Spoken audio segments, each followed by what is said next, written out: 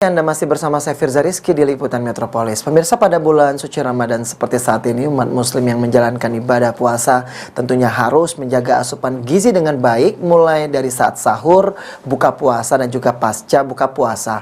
Hal tersebut bertujuan agar kesehatan tetap terjaga selama menjalankan puasa Ramadan.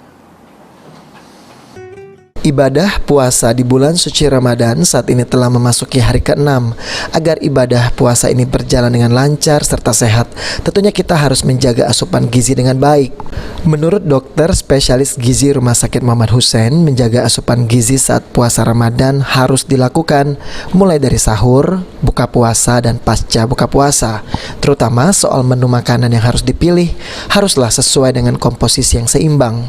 Untuk sahur biasanya yang dibutuhkan ialah yang memiliki kandungan karbohidrat kompleks dengan tercukupi kebutuhan protein, serat dan vitamin serta mineral dari sayur dan buah.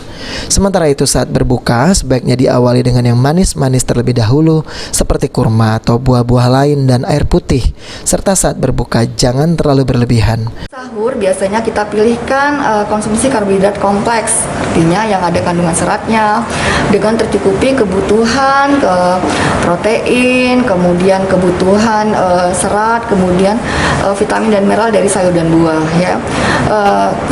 Untuk kebutuhan karbohidrat kompleks biasanya diutamakan makanan pokok kita seperti nasi, kemudian lauk, dan disertai dengan konsumsi sayur dan buah. Hal ini penting karena untuk memperlama pengosongan lambung sehingga daya serap juga lebih lama dan sehingga kita dapat lebih tahan ya selama dalam kondisi puasa.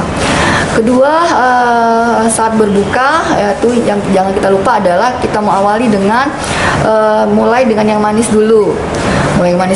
Satu misalnya dengan konsumsi buah kurma, kemudian atau dengan buah-buahan yang lain, air putih, kemudian dilanjutkan dengan sholat maghrib, dan ketika saat berbuka jangan lupa adalah dengan menjaga asupan gizi saat menjalankan ibadah puasa di bulan suci Ramadan ini, tentunya ibadah yang dijalani bisa berjalan dengan baik dan juga lancar, serta tubuh pun menjadi sehat.